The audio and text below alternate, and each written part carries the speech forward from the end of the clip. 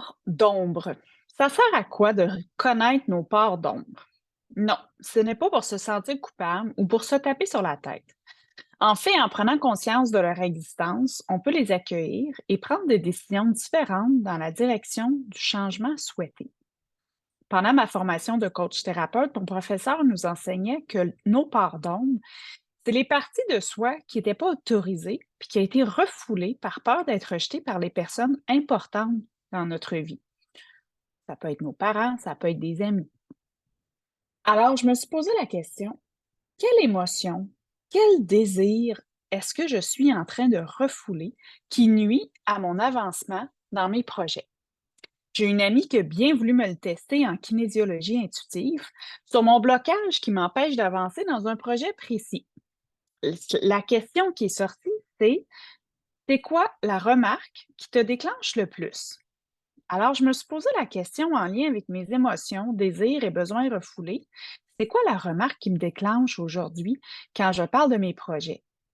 Eh bien, c'est souvent la réponse des gens bienveillants autour de moi qui me posent la question, mais est-ce que c'est payant? Est-ce que tu penses qu'écrire un livre, c'est payant? Est-ce que tu penses que faire un podcast, c'est payant? Toute ma vie, j'ai fait des choix rationnels pour avoir un statut social acceptable, assurer ma survie en lien avec l'immense peur financière. J'ai étudié à la meilleure école de commerce, j'ai gravi les échelons pour devenir cadre et pour avoir une réputation dans mon domaine. Résultat, plus mon revenu grandissait, donc plus c'était payant, plus la possibilité de sortir de cette prison dorée diminuait. Je continuais à refouler mes émotions, mes désirs et mes besoins pour faire ce qu'on attendait de moi. Alors, à la question, est-ce qu'écrire un livre, c'est payant? Ben, la plupart des gens vont dire non. Mais moi, j'aime bien regarder ceux qui ont réussi parce que ça existe. Alors, celle qui écrit Harry Potter, est-ce que si je lui posais la question aujourd'hui, est-ce qu'écrire un livre, c'est payant? Je serais curieuse de sa réponse. Est-ce qu'être comédienne au Québec, c'est payant? Ben, si tu t'appelles Anne Dorval, peut-être que ta réponse est différente. Est-ce qu'être animatrice, c'est payant? Ben, si tu t'appelles Véronique Cloutier, peut-être que ta réponse est différente.